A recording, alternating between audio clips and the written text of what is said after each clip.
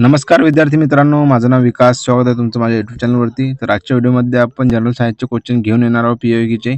तर याआधी पण मी जनरल सायन्सचे पी-वाय-क्यूचे क्वेश्चन जे आहे ते टाकलेले आहे माझ्या चॅनलवरती. ते जर तुम्ही बघितले नसाल तर डिस्क्रिप्शन बॉक्समध्ये लिंक दिलेली आहे, जाऊन तिथून बघून घ्या.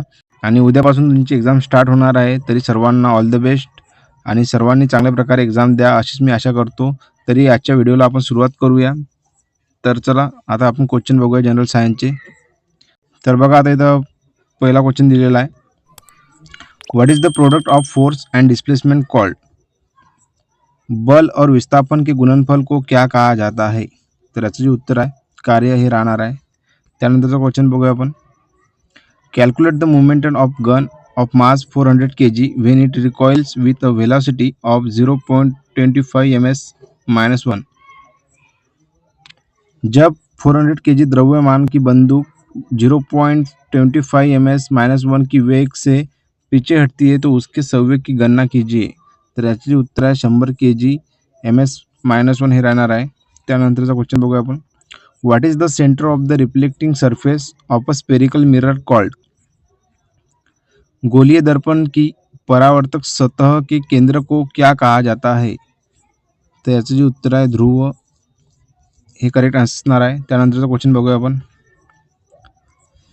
Which of the following option applies to the potential difference between the ends of a conductor maintained by a battery? Battery द्वारा चालक के सिरों के बीच प्रतिधारित विभवांतर पर निम्नलिखित में से कौन सा विकल्प लागू होता है? धनात्मक, ऋणात्मक, स्थिर आणि अनंत.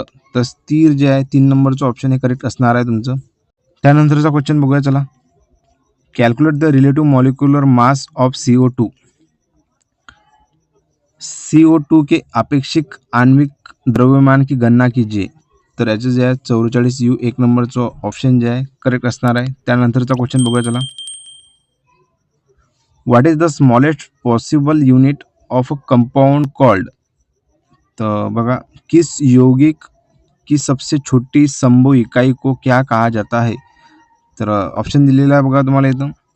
परमाणु, न्यूट्रॉन, अणु, नाभिक. तर याचं जे उत्तर आहे 3 नंबरचं अणु हे असणार आहे. त्यानंतरचा क्वेश्चन बघूया चला. व्हाई is silver chloride store in the dark colour bottle? Silver chloride को काले रंग की बोतल में भंडारित क्यों किया जाता है? सिल्वर क्लोराइड जे आहे ते काळ्या रंगच्या बाटली म्हणजेच काऊन भरतात? तर सूर्य के प्रकाश के साथ अभिक्रिया से बचाने के लिए. हे याचं उत्तर असणार आहे करेक्ट. त्यानंतरचा क्वेश्चन बघूया. What is the chemical formula of washing soda?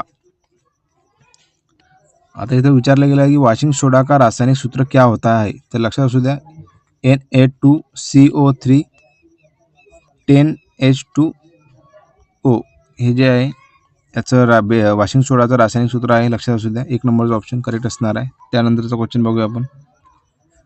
To which of the following phyla to algae belong? शैवाल निम्नलिखित में से किस फाइलम से संबंधित होता है? त्याचं जे ऑप्शन उत्तर आहे थैलोफायटा हे जे करेक्ट आन्सर असणार आहे. त्यानंतरचा क्वेश्चन बघूया. Name the enzyme present in saliva. लार में मौजूद एंजाइम का नाम बताइए. तर त्याचं जे उत्तर आहे एमाइलेज हे असणार आहे. त्यानंतरचा क्वेश्चन बघूया चला. The rate of change of momentum of a body is directly proportional to which of the following factors? किसी पिंड के संवेग में परिवर्तन की दर निम्नलिखित में से किस कारक के अनुक्रमानुपाती होती है? तर ऑप्शन दिलेला आहे आरोपित बल, आरोपित दाब, आरोपित विस्थापन, आरोपित स्थितीज ऊर्जा. तर याचं जे उत्तर राहणार आहे आरोपित बल 1 नंबरचं करेक्ट असणार आहे. त्यानंतरचा क्वेश्चन बघूया चला. A man carries a load of 20 kg from the ground to a height of 5 meter above the ground. Calculate the work done by him. Take G of 10 ms-2. G ची value दिलेली आहे आपल्याला. तर बघा, एक व्यक्ति भूतल से 5 मीटर की ऊंचाई तक 20 kg का भार वहन करता है. उसके द्वारा किए गए कार्य की गणना कीजिए. मान लीजिए G 10 ms-2 है.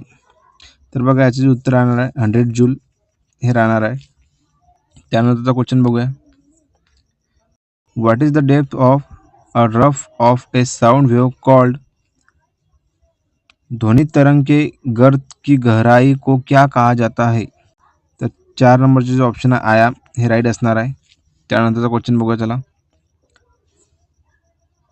The resistors of 10 ohm, 8 ohm and 7 ohm are connected in a series. What will be the effective resistance of the circuit? 10 ohm, 8 ohm और 7 ohm के 3 प्रतिरोधक एक श्रृंखला में जुड़े हुए हैं. परिपथ का प्रभावी प्रतिरोध क्या होगा? तर 25 ओम हे जे करेक्ट आन्सर असणार आहे 1 नंबरचं. त्यानंतरचा क्वेश्चन बघूया. What is the main constituent of a compressed natural gas CNG? संपीडित प्राकृतिक गॅस CNG का मुख्य अवयव क्या होता है? तर मिथेन हे जे आहे मुख्य अवयव असते CNGचं. त्यानंतरचं क्वेश्चन बघूया. Who propose the law of definite proportion? निश्चित अनुपात का नियम किसने प्रस्तावित किया था? तर 4 नंबरचा ऑप्शन जोसेफ प्रोस्ट यांनी जो आहे निश्चित अनुपात का नियम जो प्रस्तावित केला होता. तर 4 नंबरचा करेक्ट आन्सर असणार आहे. त्यानंतरचा क्वेश्चन बघा. How many atoms are present in 144 G of magnesium? Magnesium के 144 G में कितने परमाणु होते हैं? तर 6 परमाणु असतात, हे लक्षात असू द्या. त्यानंतरचा क्वेश्चन बघा. What will be the nature of an aqueous solution with a pH value of 0?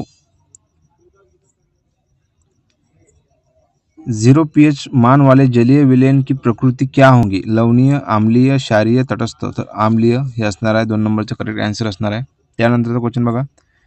Which were the first land plant with vascular tissues? संवहनी ऊतकों से युक्त पहले स्थलीय पादप कौन से थे? तर टेरिडोफाइट हे होते.